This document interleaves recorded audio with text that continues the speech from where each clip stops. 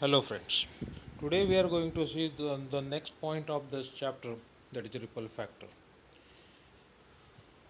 Now what do you mean by ripple? We know that the rectifier circuit converts an output voltage, converts the input AC voltage to the DC as an output. But when it converts an AC to DC, some AC factor of the input will be remained at the output of the DC, and that DC factor is known as the ripple. This ripple is undesirable and it is responsible for the fluctuations in the rectifier output. That means your voltage will not be stable due to the ripple. Your output will not be stable due to the ripple, and so that the effectiveness of your rectifier will be lower. So for a good rectifier, the smaller ripple makes rectifier more effective. Now in this figure you can identify what do you mean by ripple. Check. See, this line is the time axis and this is your voltage. Now this horizontal line to the x axis, that indicates the DC output, and the remaining sinusoidal output along with sinusoidal output. So this sine wave is nothing but a ripple. So this is undesirable for the output. Then if you want to find out the ripple factor, then you must have to know its RMS value. So RMS value upon of AC component and value of the DC component, and its ratio gives you ripple factor. To measure the voltage or to measure the ripple factor, you require a special device is called CRO, cathode ray oscilloscope. Using that you can measure it. Now the question is that how we can reduce the ripple. We can reduce it by using some circuits. It's called as the filter circuit.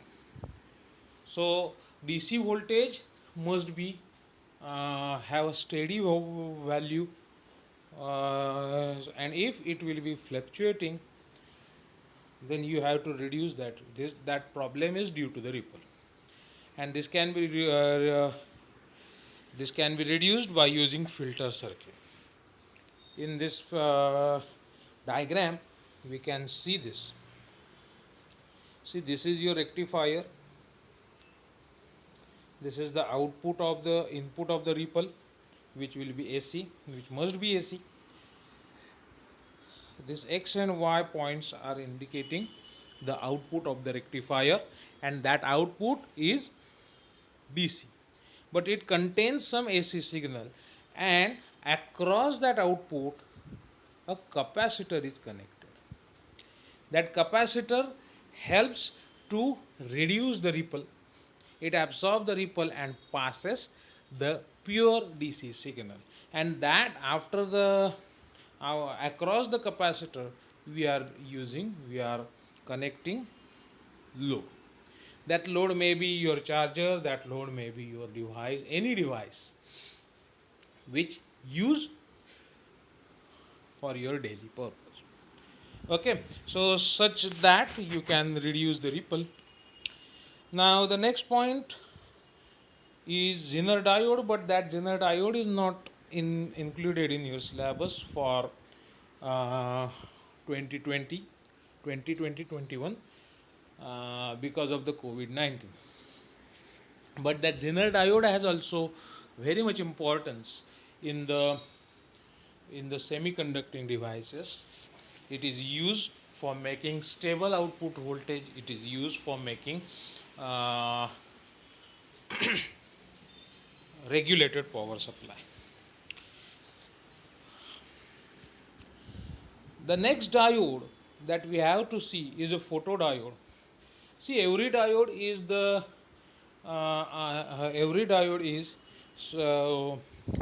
p-n junction diode. Only difference is that some diodes works on diodes work on uh, forward bias characteristics. Some diode work on reverse bias characteristics.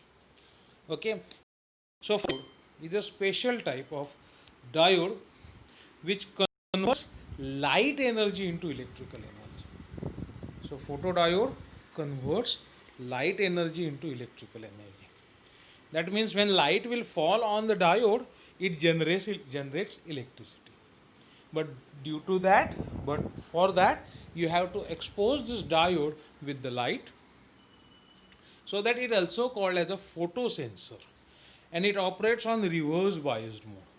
This is symbol of the diode. The This is anode, which is positively charged. Cathode is the negatively charged. The inward arrows on the junction indicated that the diode required voltage for its operation. Then the symbol of here is the symbol.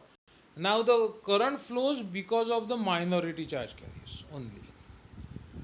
And now in p region, that is the positive region, the minority charge carriers are electron. In n region, the minority charge carriers are holes. Here is the schematic diagram of this. Blue side gives you p region, that is the hole, and pink side is the n region, that is the electrons. Okay, here is the silicon coating, and which is used to absorb the light. And one thing is there, that white rectangle is nothing but the window. That means only that portion of the diode is exposed to the sunlight. Remaining portion will be closed, or will be painted by some material, by photo reflecting material. Why? Because if those material should absorb light, then your diode should be damaged. So this is the actual photograph of the photodiode, which is coated in the glass, and on this glass the light should be exposed. Okay, now one thing is that as the intensity of the incident radiation should be increased, the current in the photodiode also increases. Current in the photodiode also increases. Now the reverse saturation current, or the reverse current of the photodiode, is depends on the intensity. And the reverse saturation current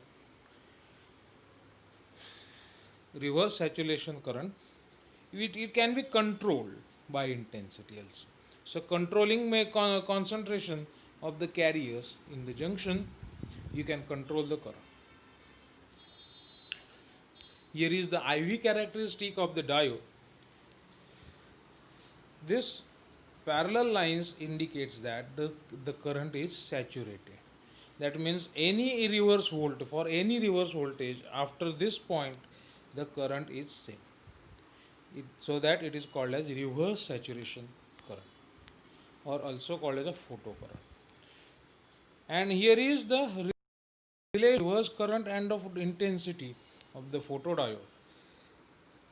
You can see that at some value, the intensity of the light with the intensity, the current should be increased. It increased for further voltage, and after that voltage it should become same. It should become saturated.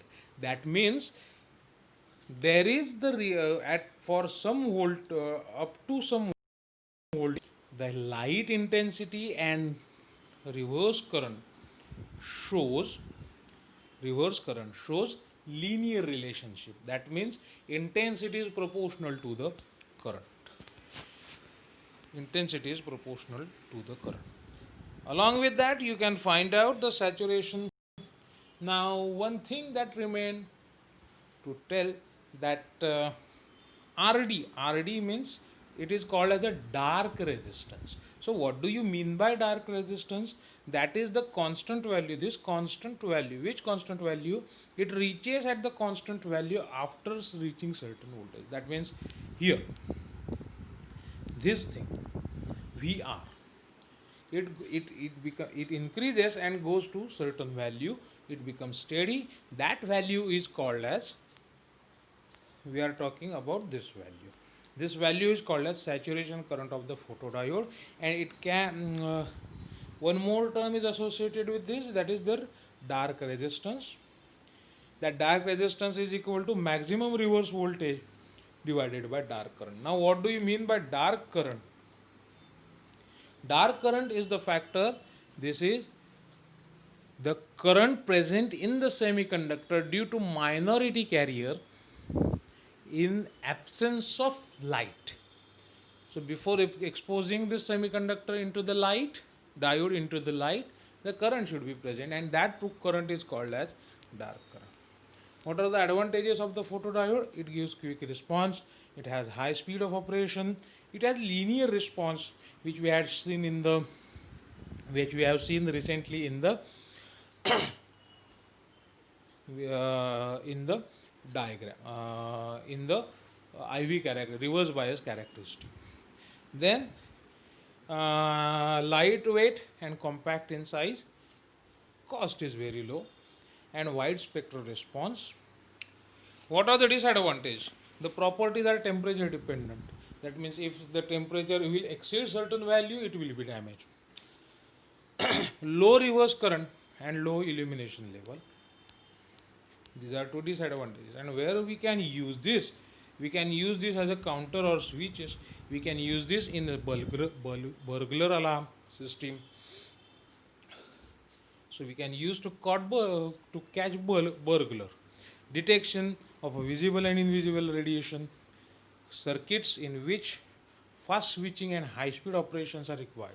Optocouplers, fiber optics communications are the uses of the photodiode.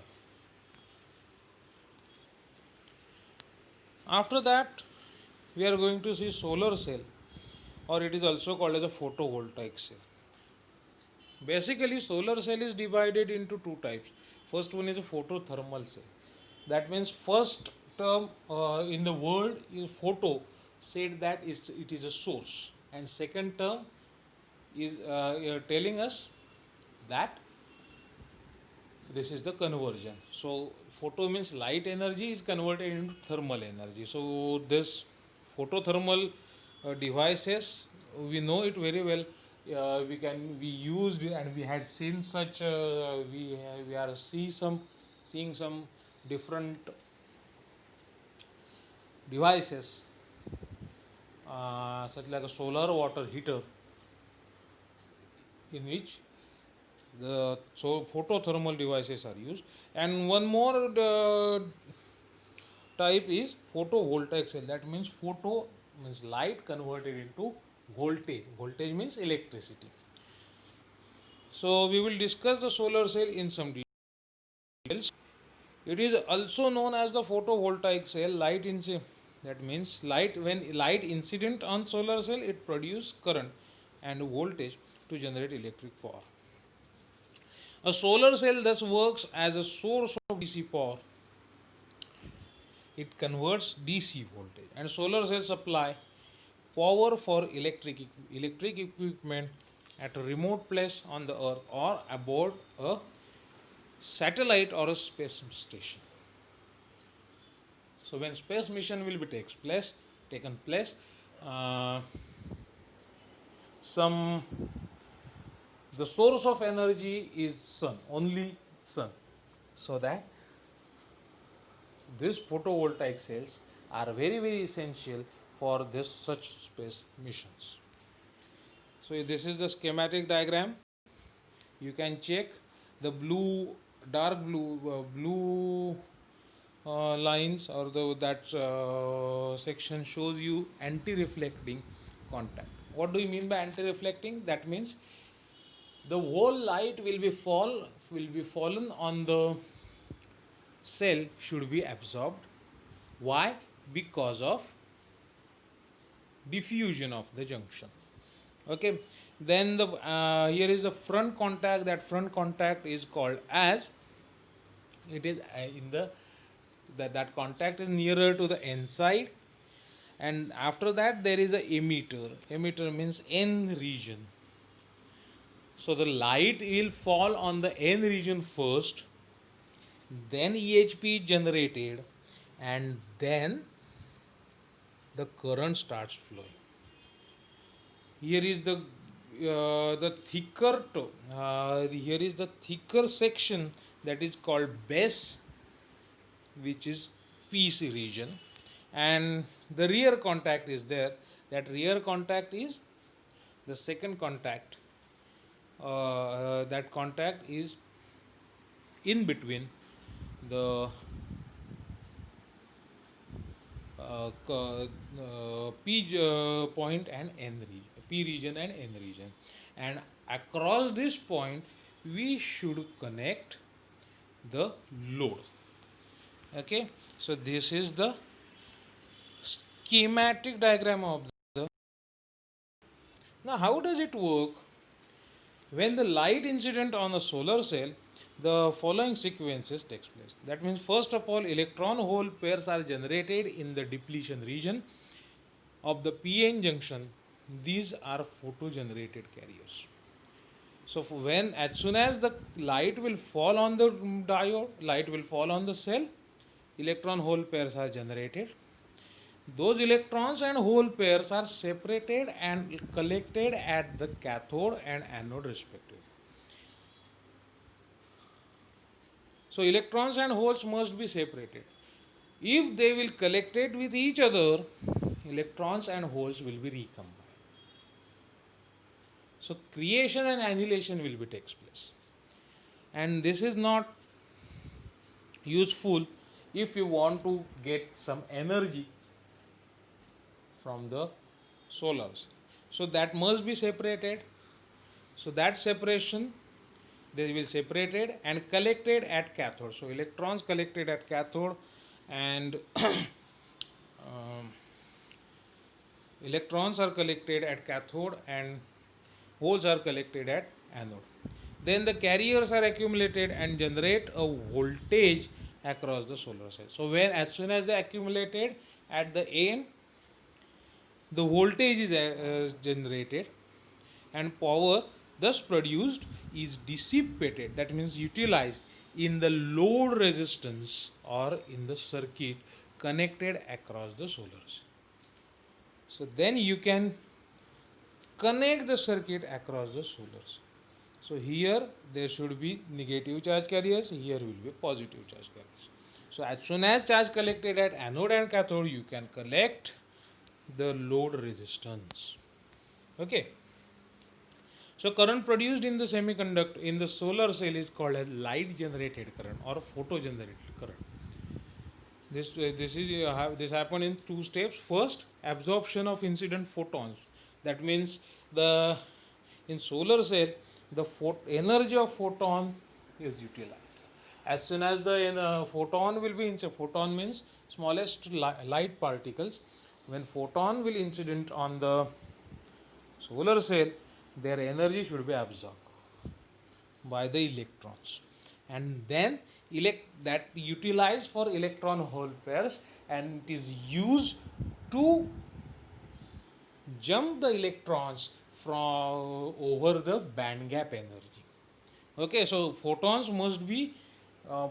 must have energy equal to greater than band gap energy. Then electron hole pair should be generated, and then generated electron hole pair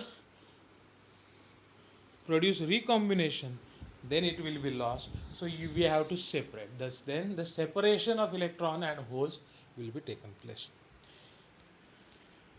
So how to prevent this? It must be prevented. So here is that IV characteristic of the photovoltaic cell. This figure shows us the solar cell when illuminated. This is drawn in fourth quadrant because the solar supplies current to the load. Solar cell supplies current to the load. The power delivered to the load is zero when load is short circuited. When load is short circuited, power delivered to load is zero. And the intersection of the curve with the I-axis is the short circuit current. So here is your short circuit current. And here is V0, that is called open circuit voltage. And so this point of intersection gives you maximum power point. So at this point of intersection, you may get maximum power. It is called VOC into ISC. Criteria, what should be the criteria? The band gap should be in between. If you want to make a solar cell, then its band gap should be in between 1 electron volt to 1.8 electron volt. Then it should have high optical absorption and it should have good electrical conductivity. And last thing, it should be easily available in the market. Okay, so here are some materials: Si, silicon, gallium arsenide, and so many materials you have provided. You can check it. You can see what are the use of solar cells. Everybody have known what are the uses of solar cells. It used to charge the batteries in daytime and then utilize it into night time.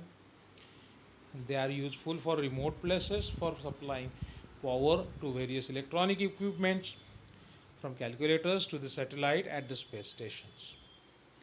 To supply the power traffic signal in communication stations in lux meter, that is which measure the intensity of